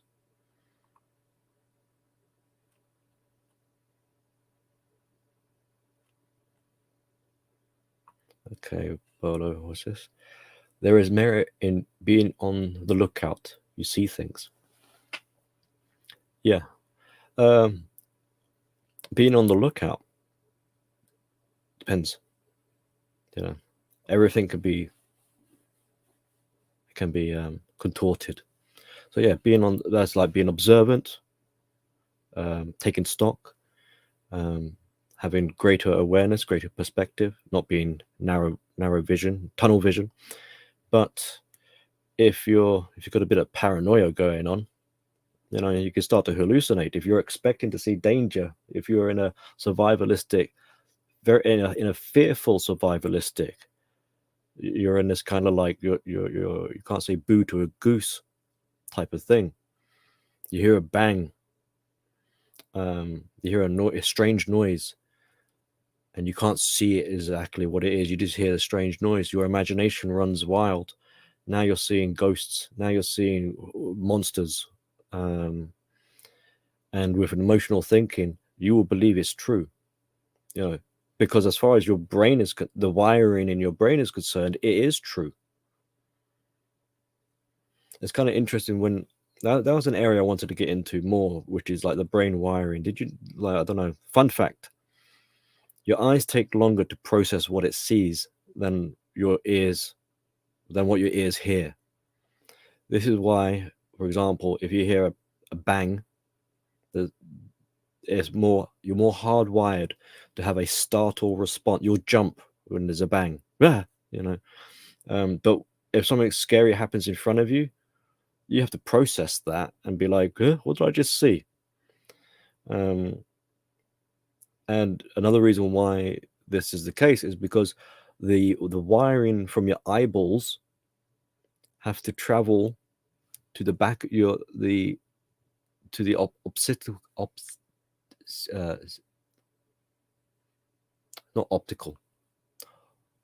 occipital lobe, the back of your head. Basically, it has to go from the front of your head, your eyes, to the back of your head. Your ears is much more direct and is wired more to the amygdala. I'm not sure if it is to the amygdala, but more to the core of your brain. So there's less wires for the electric signals to travel. It's much more instantaneous, is what I'm saying. That's why you startle response is a lot more of a reflex. And also why in boxing, you're not allowed to hit them on the back of the head, because if you do, and you hit that part of the brain back there, their vision goes black. If you want to make someone blind temporarily, hit them on the back of the head. That will they won't be able to see then. Eyes on the back of your head.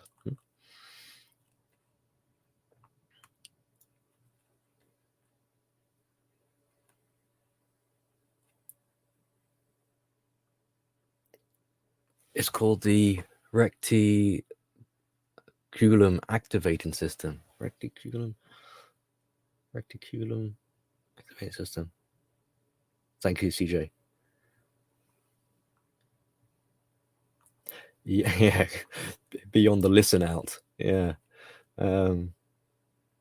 Yeah.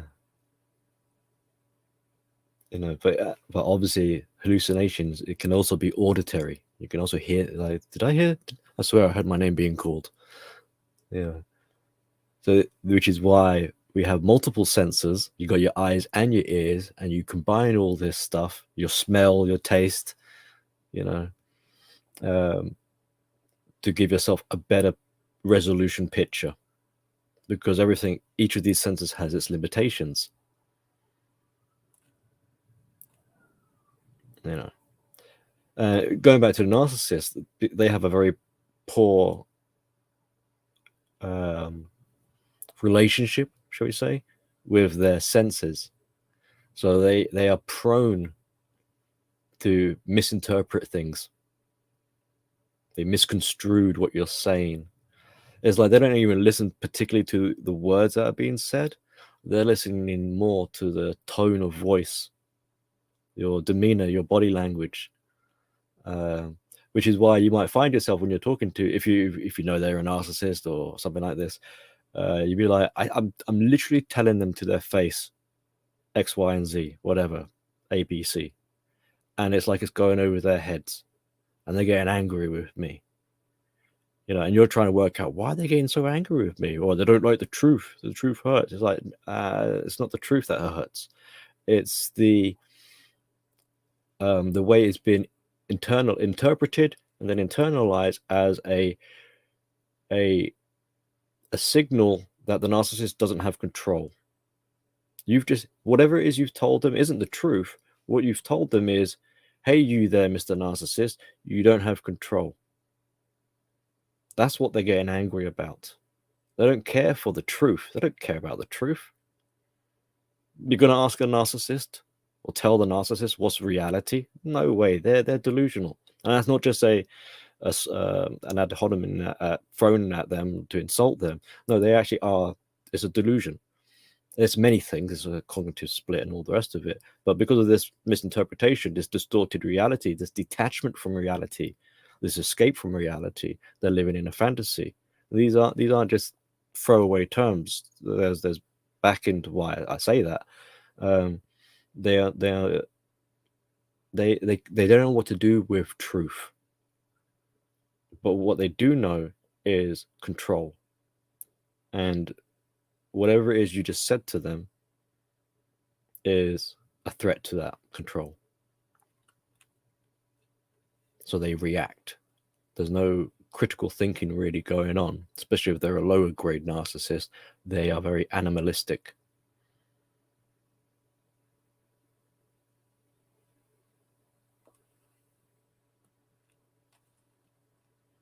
Emotional thinking, emotional intelligence. Are you really thinking what you're saying, or just repeat a script? I'm not reading a script right now. If that makes it makes you feel any better, I'm just spitballing. Are you really thinking what you're saying? Maybe half the time. Think before you speak is always a good motto. But if you want to understand more about the way in which I speak and why I speak with my speech patterns and stuff, is I'm structuring on the fly. I'm semi talking to you, but I'm also semi talking to myself, making sure I got things straight. So I need to externalize that, so that, and this is why I try to be careful with my words, and I stumble and I ramble and all this is because I'm structuring it in a way where it can be as poignant or to the point, because I heard this said, a little bit of knowledge is dangerous. So I make sure, as part of my dependency, if you want, if you will, as a giver, people try and say, "Oh, I'm a very giving person. I give above and." But this is a social acceptance type of trait. So I naturally give, and I'm not too sure what people want, so I give more than necessary. But in that process, I'm also structuring it and trying to collate it into a full-bodied understanding, so that it cannot be contorted and misconstrued because of my awareness of how easily people can misinterpret things. So when I talk about things, you'll notice I'm very particular about it, so that I try to make sure that you and I both understand what it is that's being said. I don't want you to get the wrong end of the stick. I'm not here to try and confuse you or bamboozle you. I'm trying to make sure there is clarity. And sometimes it's like, I'm going to have to elaborate to quite an extent just to make sure we're on the same page and it's crystal clear. I don't want any confusion about this. And that's why I'm very particular and selective with my wording, where as much as I can be. You know, it's not like I'm just trying to sound academic or fancy or something like, or like trying to what was it, like pretend to be smart, you know. So it's like, oh, look at, he's trying to, like a con artist, like a, I'm sure there's an expression where it's like no,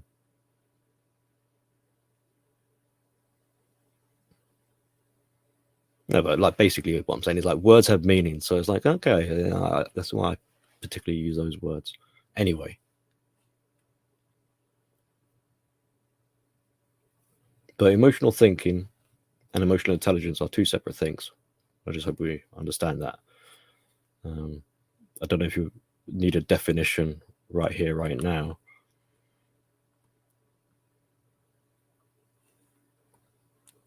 Okay, so gatekeeping. So we agree on gatekeeping. Yeah, well, I think it's an important aspect. We all gatekeep to some extent.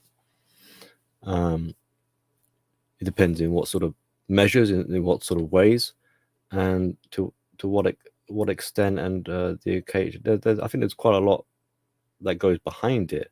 I don't think it should be an occupation. And I don't think if you're talking about like a community, like the kind of hot topic that's circulating currently,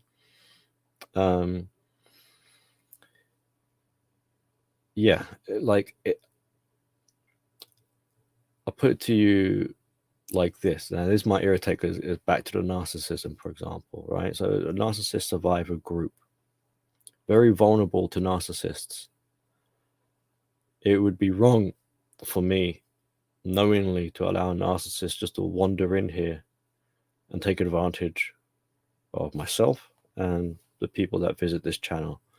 So if you alert my narcissistic defense radar system, the smoke detector goes off, you're going to get booted out. There's not going to be much deliberation taking place.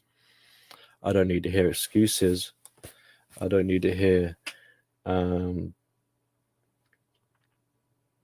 pity plays. You're out. It's gatekept. But does that mean it keeps them out? No, it doesn't. Does that mean narcissists slip under the radar? Yeah, it happens. You go to a narcissist survivor community, especially these, I don't want to say like mainstream, but these more prominent ones, they're full of narcissists. I've seen, and they believe they are the victims. They believe they are the empath. They believe they are the freedom fighter. They believe, and it's not just they truly, their narcissism is part of that delusion. Their narcissism fools them into believing this is true, which provides them conviction. So they can't understand when you turn around to them and say, "So you're a victim, but there you are being abusive to other people. How does this make sense? You're wanting to get revenge and you want to see the narcissist, your ex, suffer more than what they did to you. And this makes you a good person, does it?" They don't understand. They don't have the awareness or perspective to see what it is they're doing. And they truly believe they're the victim. But in short, the answer to this question, so we agree on the gate, well, not really a question, but the statement is yes, it's required, especially in vulnerable early stages of self-development. I feel it's appropriate. Just like if you got children, not to make a comparison with children. I mean, you could, if you want to talk about like the inner child type of thing, but children, you put in like a kindergarten, a nursery, primary school, yes, and as they progress through the years, the restraints, they're allowed more freedoms, and they're allowed to be exposed to the wider world around them. But that's because hopefully, they've been educated and skilled up to cope and be on the lookout for the real world sort of thing. Does it mean they are immune and will never get hurt or get into trouble? No, it doesn't. But they're not, hopefully, not going to be as vulnerable as a baby is. Think of a baby as totally dependent on people looking after it. Well, when you grow up, hopefully you're not a baby anymore and you don't need someone looking after you. You can look after yourself. So at which point, once you've matured, actualized, you've got your independence, and all the rest of this, you don't really require someone to gatekeep in the same sense. You can kind of take care of yourself. And if you want to get into like, what's the Dragon Ball Z Super Saiyan? Is that right? The Super Saiyan level kind of way of looking at things. You'll get to such a point where you won't even care about what dangers are out there, as long as you've got the sanctuary of your mind.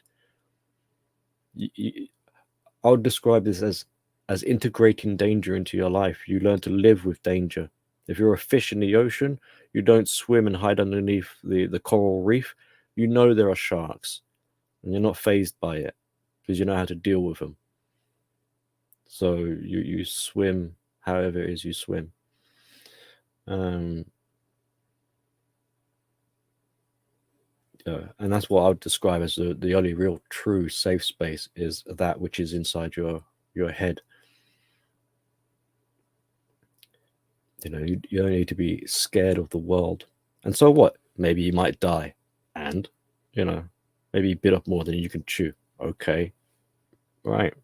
Well, it was a good life while you had it. That's my sort of philosophy. You know, that doesn't mean go out there, throw caution to the wind, devil may care attitude. No, but it just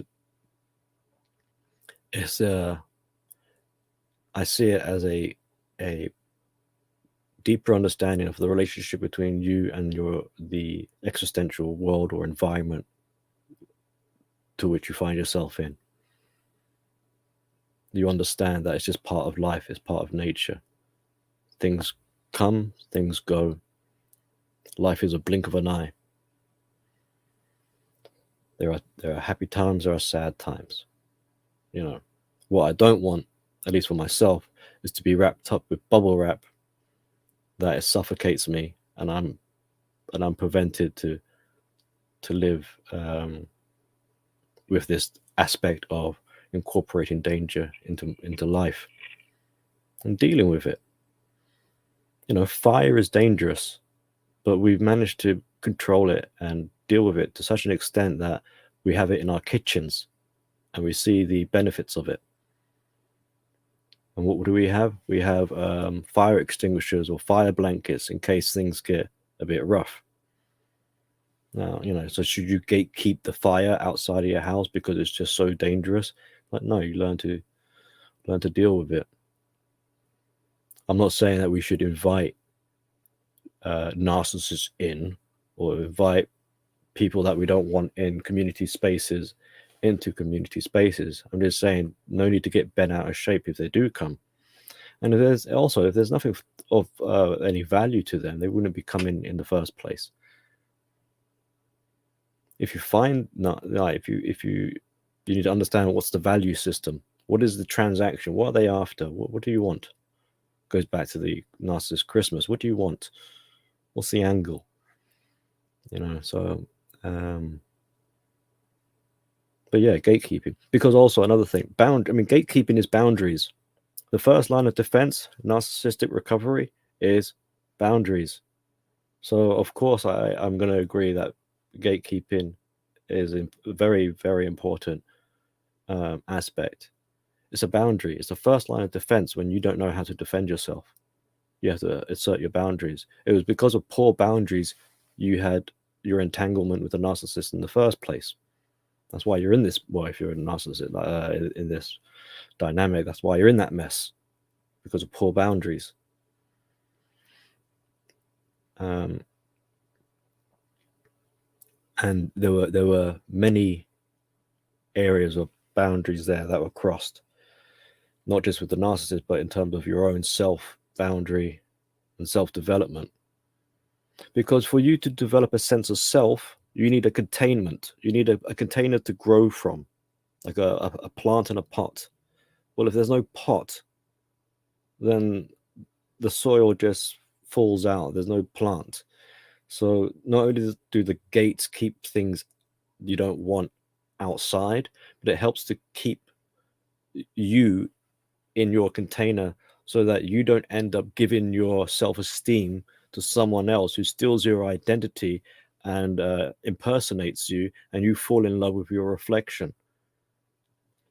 So that's another reason why gatekeeping is important, is to foster your sense of self. But there's all these I believe like awarenesses and considerations that need to be factored in, you know, because boundaries, if you look from the narcissistic studies, will tell you they need to be maintained. They need to have some flexibility to allow in and out. You know, a gate opens and closes. It's not part of the. It's not the fence or the wall, and it's not a big hole in the fence or the wall. It's something that's at times are open, at times are closed, and the where this perimeter is placed also is flexible. Um, so ultimately, it comes with an understanding and responsibility. Be responsible for your gate. Be responsible for your boundaries. It doesn't also, another point to add quickly here is that it doesn't matter in terms of the narcissistic side of things, it doesn't matter how strong your boundaries are. You can have a suit of armor on. If you're exposed to narcissists long enough, they will find a way. They corrode, they or erode your boundaries. You know, peer pressure, exhaustion. They catch you on a day when you're not feeling too well, or you're distracted or occupied with something else. Maybe there's a crisis going on in your family, and then boom, that's an opportunity for a narcissist to cross your boundary, to cross your gate. So just because you've got a gate, don't become dependent and reliant on this gate. This isn't your safety net. It's just another level of first line of defense. Is you still, it doesn't mean you neglect your own self-care. You still need to do that. It's not a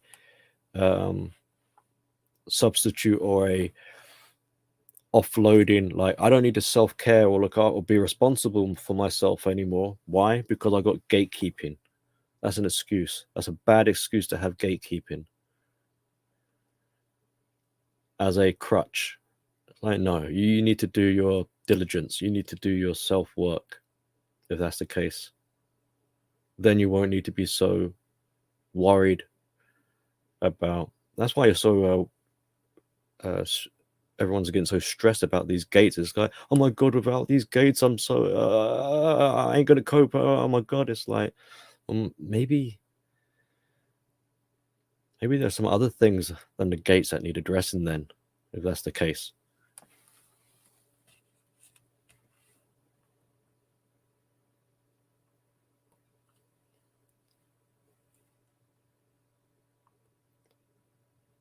You know, you can look at clothes as a form of gatekeeper to your body, right? Your body, you're trying to protect your body. So what does your body do? It grows hair and it has clothes. Why? To keep you warm and to protect you or whatever. Um, Now, if you were naked, butt naked, shaven, are you going to die? Hopefully not. You might shiver, or maybe you get a bit sunburnt or something like that. But you kind of know, like, you know, you hope that you'll be all right, kind of thing. You have to rely on yourself in such a situation. Now, it's nice to have a little bit of extra layer. It's nice to have a bit of fuzz on you and some clothing. It you know, it's an add-on. It's an addition, and that's how I kind of see the gatekeeping thing. Don't be so reliant on it, because if it were to disappear suddenly, you'll be screwed. Oh, I see something about UK. What's this about the UK? You live in the UK. One of my favorite shows is Doctor Who. Doctor Who. I was never really into Doctor Who. But I did work on some merchandise for Doctor Who, which was pretty cool. I used to paint the toys that we were called the master painter. That would paint the toy that would get shipped off to China for the Chinese to replicate for the toy line that would go on the shop shelf. So I was one of the guys that did the master model. That would be the reference for the other people to have a look at.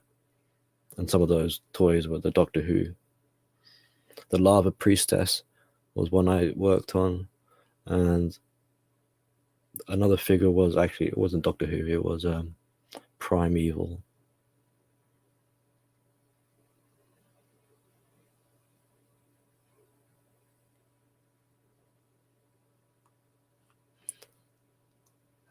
Some lessons must be learnt the hard way.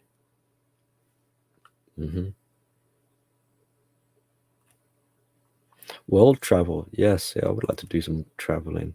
world travel, even better. Yeah. Yeah. Yeah. And the thing is, you have to cross the gate. You have to cross some boundaries to do that. You have to be willing to step outside of your gate. You can't have it both. You can't say like, I'm going to live inside my fortress of solitude, and at the same time, um, I want the spoils of the world. The world is my. I live inside my fortress of solitude, but the world is my oyster. How?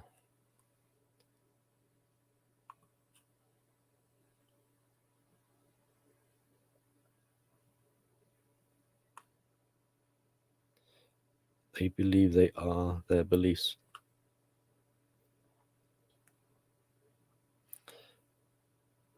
Yeah, that's your feelings become facts. Yeah, and emotional thinking will do that to you because you can't distinguish what facts are. Facts don't really matter.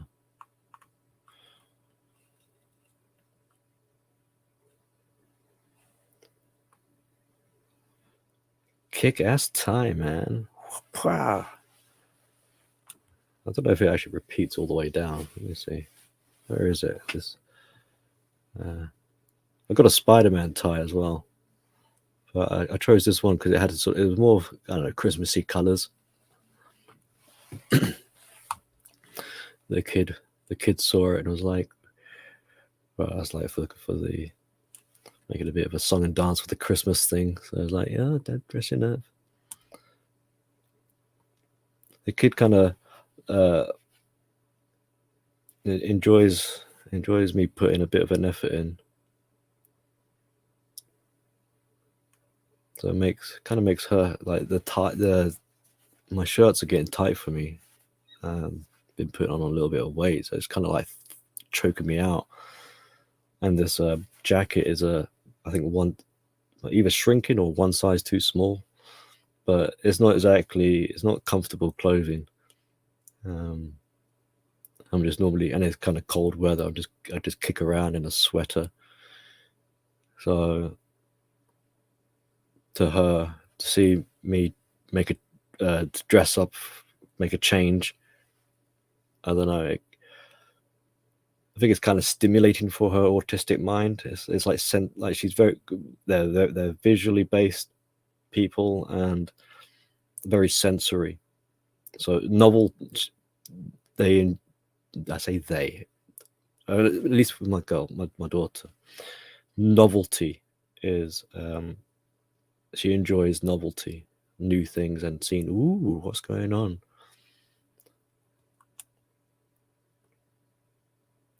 So she could be kind of curious. But yeah, I think so.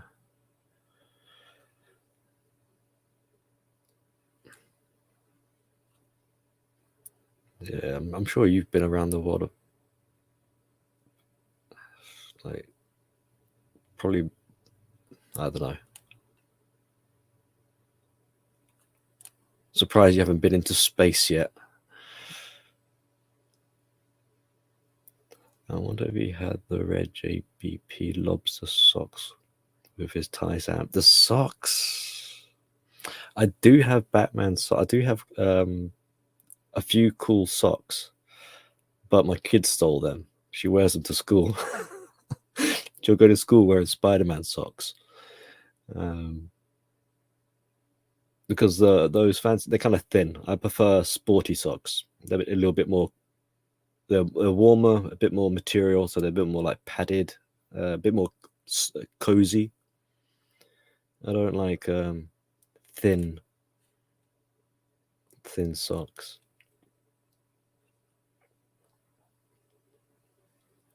Next time I'll be in my pajamas. Some places won't let you in with a pocket knife, but have machetes in hardware stores when you get there. I don't know what the laws are in my country, but gangs will have machetes nowadays and zombie knives.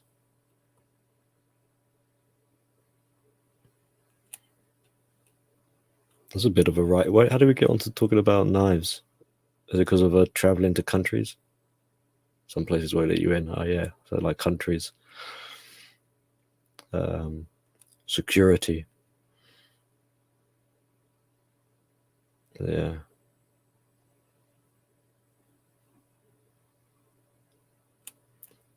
that's like because I'm a diabetic. I carry little needles and finger prick, test your blood.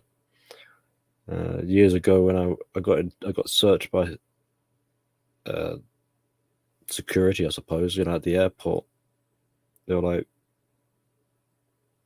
sir, stand aside. Can we have a look in your bag? And they see these needles. I'm like, well, I explain I'm a diabetic, and they're asking for some documentation. Like, I don't realize I needed documentation to prove I'm a diabetic. I'm a diabetic, and they're literally counting out each and every. It's not. So you might be familiar with a syringe, but what I have is I have a pen. So it's just the needle that's replaced at the end of it. It's just like the tip of the pen that's being replaced with a needle. So I've got I don't know how many I had on me, like boxes of a couple of boxes of the tips with the needle on it, and they're counting out each of these like it's like, why do it? Oh my god, you really think I'm gonna hijack a plane with these things? They're like 6 millimeter needles, or like I'm gonna give people blood tests. Well, it is what it is. It was just an irritation. Yeah. But a more funnier story is when I was in college, and so some of my friends would be like, "Oh wow, man, you have to shoot up with inject like drugs, like kind of thing. Oh man, we want to see, in those when you're young kids is ooh." So I was in college and I needed to do my injection. We're outside, and I was told as a diabetic, like, don't feel ashamed. If you've got to do an injection, do an injection, right? It doesn't really matter where you are. So we're in the park and we're sitting on the bench. I've pulled out a needle, and some of the friends are like gathered around. Ooh, wow, this is like a show. So I'm doing an injection in the park with people watching, and I'm thinking nothing of it, whatever. Like 5-10 minutes or not long, two officers come walking along. Oh, we've had reports about you kids out here in the park. I'll tell you, that they may sort of deal with us. If you let us search for one of you, and if you've got nothing on you, we'll be on our way and we won't say anything, kind of thing. So they're like, eeny, meeny, miny, mo, and they pick me out, and they made it seem like it was a random thing. So they're searching me. They find the need, and I'm like, I'm diabetic, and they're like, oh, that's fine, okay, we're totally understood, all right. And they said thank you for your time, and off they went. It wasn't until like a couple of years, it literally took me years to really put two and two together. It's like some mother effer must have saw me and freaked out and phoned up the police, gave my description, and said there's a guy in the park shooting up. So, but yeah, there you go.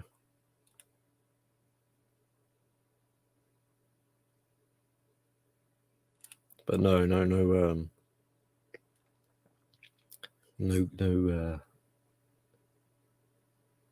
well, back in those days, going back to that airport situation on the return trip home, yeah, I had some knives in my luggage in the checked in bags, with tiny little flip out blades, just novelty, probably rubbish, not like never used, just bought them for the thing. It's like, ooh.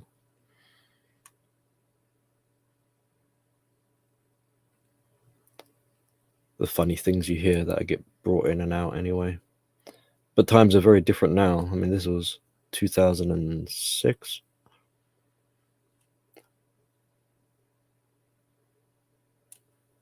I'm sure Kush would have a lot more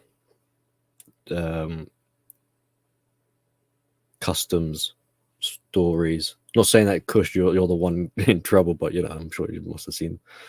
I don't know what kind of stories you'd have.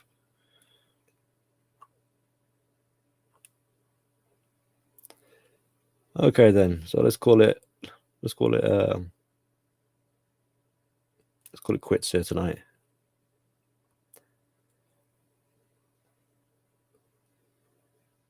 I don't know if some of you are still cooking your dinner. Shall I do some sort of blessing? Hope it's a good roast. You know what I forgot? I forgot to get a cake. So I'm going to have a belated Christmas cake.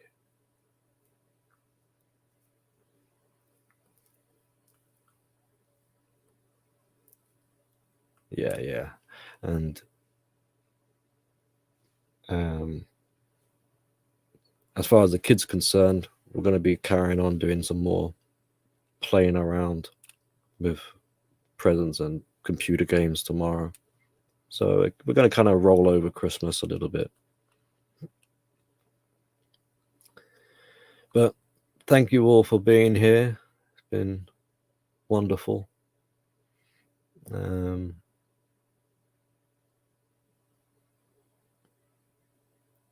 Start thinking about the New Year's and the resolutions and all that.